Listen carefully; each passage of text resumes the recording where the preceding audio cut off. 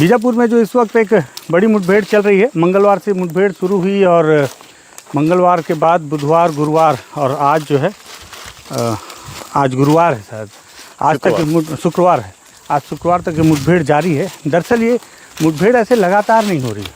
हो ये रहा है कि करमिट्टा की जो पहाड़ियाँ हैं, उन पहाड़ियों पर माओवादियों ने बहुत लंबे समय से अपने आप को सुरक्षित रखने का एक बहुत बेहतरीन प्लान तैयार कर रखा था।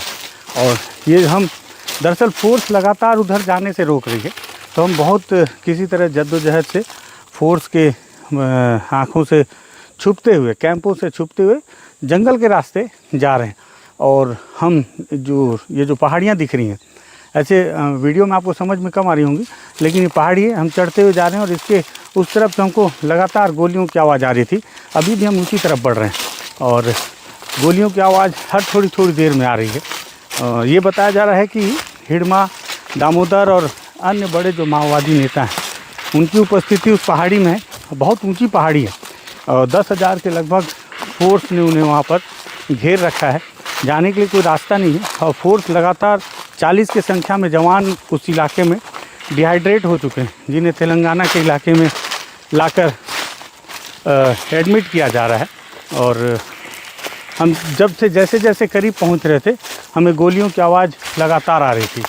और थोड़ी देर में अगर आप ध्यान से सुने तो आपको गोलियों की आवाज़ आएगी, जिससे ये समझ में आ रहा है कि हम उस घटना स्थल से बहुत ज़्यादा दूर नहीं है। लेकिन चूँकि सुरक्षागत कारणों का हवाला है, फोर्स भी हमारी सुरक्षा के लिए ही हमें रोक रही है। उस इलाके में जाना अभी खतरे से खाली नहीं है। माओवादियों ने खुद किसी समय में लगभग 10-15 दिन पहले ही एक तेलुगु में प्रेस नोट जारी किया था और उसी पहाड़ का जिक्र करते हुए माओवादियों ने कहा था कि कोई भी ग्रामीण शिकार के लिए वहाँ मत जाए।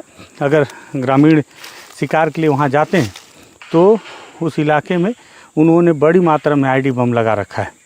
और जिस तरह से माओवादियों के द्वारा उस चारों तरफ उस पहाड़ में आईडी बम लगा रखा है, तो इससे इस बात को साफ करता है कि हो ना हो माओवादी नहीं चाहते कि वहाँ पे कोई भी ऐसा व्यक्ति आए जिससे उनकी गोपनीय सूचना वहाँ से लीक आउट हो। लेकिन जब फोर्स को इस बात की जानकारी पता चली, सरकार को, तब उन्होंने एक लंबा प्लान किया कि करमिट्टा की पहाड़ियों को, क्योंकि ये जो पहाड़ी है, मैंने कल के रिपोर्ट में भी आपको बताया कि कैसे 30% ये जो पहाड़ी है वो तेलंगाना के हिस्से में है और 70% जो हिस्सा है वो छत्तीसगढ़ के हिस्से में है। और कल जो पुलिस ने एक प्रेस नोट जारी किया, उन्होंने भी बताया कि काफ़ी अहम मुठभेड़ है माओवादियों के खिलाफ और निर्णायक मुठभेड़ है। और इसमें कल उन्होंने 3 महिला माओवादियों को मारकर उनके शव को बरामद करने की जानकारी दी थी। आज पूरे दिन हम बीजापुर में रहे, कई बार हमने कोशिश की कि उस इलाके में हमें जाने दिया जाए, लेकिन सुरक्षागत कारणों से फोर्स नहीं जाने दी। तब हम किसी तरह बचते बचाते अभी भी हम घटनास्थल नहीं पहुँचे जहाँ, क्योंकि मुठभेड़ जारी है, मुझे नहीं लगता वहाँ जाना चाहिए। अगर हम किसी की नज़र में आ भी जाएंगे फोर्स की या किसी भी, तो फोर्स के लिए दुविधा हो सकती है, क्योंकि हम उनकी बहुत सारी जानकारियाँ ओपन भी नहीं कर सकते। लेकिन मैं सोचा यहाँ तक जाया जाए जहाँ तक गोलियों के निशान, गोलियों की आवाज़ें सुनाई दे रही हैं, गोलियों की आवाज़ सुनाई दे रही है, वहाँ तक हम पहुँचे। आज बताया जा रहा है गर्मी इतनी ज़्यादा है, पूरे दिन आप तस्वीरों में देख रहे होंगे कि हेलीकॉप्टर जो है लगातार बीजापुर के पुलिस लाइन से जवानों के लिए रसद सामग्री और उनके लिए डिहाइड्रेशन से बचने के लिए पानी और पेयजल, साथ ही साथ अन्य जो उपयोगी सामान है वो पहुंचाया जा रहा है। पूरे उस घटना स्थल के अलग अलग इलाकों में छोटे छोटे कैंप, जो टेम्परेरी कैंप लगाए गए हैं, छोटे छोटे, जिससे कि जवान वहाँ पर गर्मी में सर्वाइव कर सकें और पूरी निगरानी रख सकें। धीरे धीरे फोर्स सिमटती जा रही है उस पहाड़ की तरफ में, कोशिश की जा रही ऊपर चढ़ा जाए। पहाड़ जो है वो एकदम सीधे खड़े पहाड़ियाँ हैं, जिससे अगर सीधे चढ़ेंगे तो ऊपर से माओवादियों को नुकसान पहुंचाने में जवानों को काफ़ी आसानी होगी। माओवादियों ने भी बताया जा रहा है कि इतनी तैयारी की है। कुछ ग्रामीणों ने हमें बताया कि वहाँ पर अभी इस मुठभेड़ के कुछ दिन पहले ही आप आवाज़ें अगर सुन रहे हैं गोलियों की, मुझे अभी भी आ रही हैं, तो अगर आप सुने, ये देखिए अभी भी गोली की आवाज़ आ रही है। वहाँ पर यह भी बताया जा रहा है कि भारी मात्रा में माओवादियों के लिए राशन भी एकत्रित किया जा चुका है, पहले ही, इस मुठभेड़ के पहले ही, जब माओवादियों ने ये जो पर्चा जारी किया था कि कोई भी ग्रामीण वहाँ पर शिकार के लिए ना आए। उसी दौरान वहाँ उन्हें पता था कि जब बड़ी मुठभेड़ होगी तो उन्हें हो सकता है कि एक लंबा समय वहाँ काटना पड़ जाए, जिस वजह से उन्होंने बड़ी मात्रा में वहाँ पे अपने खाद्य सामग्री और राशन को भी डंप कर रखा है। हालांकि वहाँ की स्थिति बहुत क्लियर नहीं है, लेकिन ये बताया जा रहा है कि कुछ अच्छे खासे बंकर उन्होंने तैयार कर रखे हैं कि जब हवाई हमला भी अगर कर दिया जाए, हालांकि अपने ही देश में वायुसेना का प्रयोग करना वर्जित है, लेकिन अगर मान लीजिए किया भी जाए तो उससे भी वो बचने के लिए उन्होंने तमाम हथकंडे अपनाए हैं। और अब तक लगभग 50, 60, 70, 80 घंटा जो आप काउंट कर लें, इतनी देर के मुठभेड़ के बावजूद सफलता के तौर पर जवानों को 3 महिला माओवादी का शव बरामद हुआ है। लेकिन जवानों की जो स्थिति उसे देखकर लग रहा है कि अभी जवान हार मानने की स्थिति में नहीं है। जवानों ने इसे एकदम क्लियर करने की स्थिति में है कि अब जब तक इसको मतलब तोड़ेंगे नहीं तब तक छोड़ेंगे नहीं वाली स्थिति है। जैसे वो जो पहाड़ वाला था ना बिहार के, उससे मांझी द माउंटेन मैन, उसकी कि जब तक तोड़ेगा नहीं तब तक छोड़ेगा, वही उसी तर्ज पे जवान यहाँ पर बैठे हुए हैं। और जैसे जवानों को रिप्लेस भी किया जा रहा है। अगर जो जवान ज़्यादा लंबे समय तक है तो जो जवान पीछे बैकअप में है तो उन्हें वहाँ भेजकर रिप्लेस किया जा रहा है। कोशिश की जा रही है कि लगातार गोलियां चलाई जाएं, लगातार माओवादियों का मोरल डाउन किया जाए।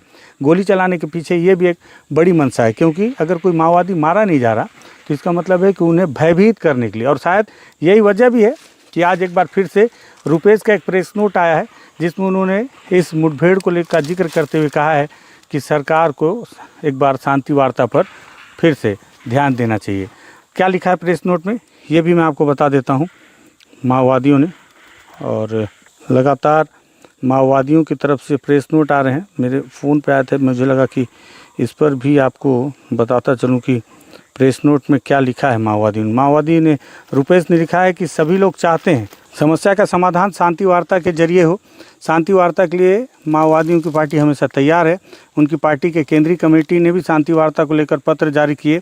विश्वास का कमी को दूर करने के लिए हमारी तरफ से लगातार प्रयास किया जा रहा है, लेकिन सरकार की मंशा अलग दिख रही है। शांति वार्ता के जरिए समस्या हल होने की संभावना रहने के बावजूद सरकार दमन व हिंसा का प्रयोग से समस्या का समाधान के लिए प्रयास कर रहे हैं।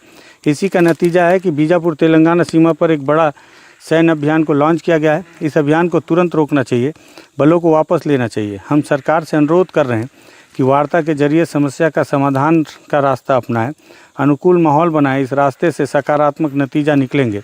बंदूक के बल पर समस्या का समाधान के लिए सरकार द्वारा अमल किए जा रहे कगार सैनिक अभियान को 1 महीने के लिए स्थगित करें। हमारी अपील सरकार की सकारात्मक प्रतिक्रिया का उम्मीद के साथ हम प्रतीक्षा करेंगे। रुपेश ने ये पत्र जारी किया जो कि उत्तर पश्चिम सब जोनल ब्यूरो हैं और जिनसे हमने बीते दिनों बस्तर टॉकीज में एक लंबा साक्षात्कार किया था शांति वार्ता को लेकर।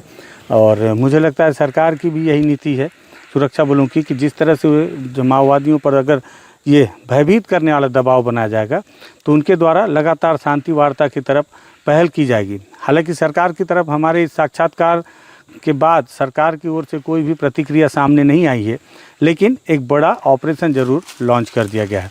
और इस बड़े ऑपरेशन में अब तक जो सफलता मिली हो तो केवल 3 महिला माओवादियों की, और अभी भी जो फोर्स है वो विश्वस्त सूत्रों के आधार पर इस तरह से उन्हें घेर रखी है कि वो माओवादी वहाँ से निकलने के लिए उनके लिए कोई भी रास्ता नहीं। हम अभी भी बीजापुर में ही हैं, जंगलों में ही हैं। कोशिश करेंगे कि जब ये पूरी मुठभेड़ थम जाए तो एक बार उस पहाड़ के ऊपर या पहाड़ तक जाकर दिखाने की कोशिश करेंगे कि क्या स्थिति रही होगी। ये तो आने वाला वक्त बताएगा, ग्राउंड रिपोर्ट में हम क्या कुछ दिखा पाएंगे। अभी हमने फ़िलहाल हमें लगा कि अपने दर्शकों को पहाड़ के जितना ज़्यादा नज़दीक पहुंच सकें वहां तक पहुँचें। कम से कम जो बताया जा रहा है कि गोलियों की, गांव वालों ने भी बताया कि सुबह से ही गोलियों की आवाज़ें चल रही हैं, रुक रुक कर आ रही हैं गोलियों की आवाज़, तो गोलियों की आवाज़ भी सुनाते चलें। अगर आपको लगे कि एक बड़ी मुठभेड़ है जो इतने लंबे समय तक पहली बार चल रही है, इसकी जानकारी ठीक ठाक दी जा रही है बस्तर टॉकीज़ के माध्यम से। और ये भी बता दूं कि आज छत्तीसगढ़ के गृह मंत्री खुद जगदलपुर पहुंचकर इस पूरे मुठभेड़ की मॉनिटरिंग करने वाले थे, हालांकि वो किसी कारणवश अभी तक नहीं पहुंच पाए हैं। वहीं दूसरी ओर प्रदेश के शीर्ष स्तर के जो पुलिस के अधिकारी हैं वो भी लगातार बीजापुर पहुंच रहे हैं और यहीं से उनके द्वारा इस पूरे मुठभेड़ पर निगरानी बनाई जा रही है।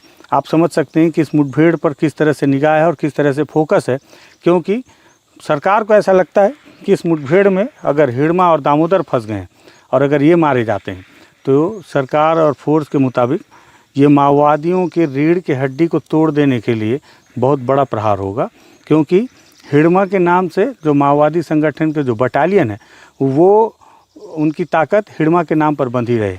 दूसरी ओर जो दामोदर हैं वो माओवादी पार्टी के लिए जो हथियार, बारूद और कारतूस है, इसकी सप्लाई की व्यवस्था देखते हैं, जो काफ़ी महत्वपूर्ण है। इसलिए दामोदर और हिड़मा जैसे नाम माओवादी संगठन के लिए बहुत बड़े नाम हैं, जिस वजह से वो हमेशा उन लीडरों को बचा कर रखते हैं। फोर्स का टारगेट होता है कि वो इन लीडरों को या तो गिरफ्तार करे या मुठभेड़ में मार गिराए। और आज वही समय, हमेशा लगता था कि माओवादियों के खिलाफ अंतिम लड़ाई अबूझमाड़ में होगी, लेकिन अबूझमाड़ में इसके पहले लड़ाइयाँ शुरू हो गई। फिर लगता था बटालियन से कब युद्ध होगा। तो अब वो समय है जब बटालियन को घेरा गया है उस पहाड़ पर, लेकिन माओवादी भी हार नहीं मान रहे हैं, क्योंकि वो हथियार डालने को तैयार नहीं, ना ही नीचे उतरने को तैयार हो रहे हैं। हालांकि उनके दूसरे विंग ने, रुपेश ने, एक प्रेस नोट ज़रूर जारी किया है। ये तीनों चीज़ें काफ़ी महत्वपूर्ण इस समय में, ऐतिहासिक समय है बस्तर के लिए। मुझे लगा इसकी पल पल की अपडेट पर इस वीडियो को तैयार करना चाहिए, इसलिए मैंने ये पसीना बहाते हुए काफ़ी दूर पैदल चलने की कोशिश की है। और अगर सुरक्षित रहा तो मैं आगे जाऊंगा, या फिर आगे का रिपोर्ट मैं आपको दूसरे माध्यम से दिखाने की कोशिश करूंगा, लेकिन इसकी अपडेट हम देंगे लगातार। बने रहिए हमारे साथ। लगे कि बात ठीक ठाक है तो बस्तर टॉकीज़ को सब्सक्राइब कर लीजिएगा। धन्यवाद।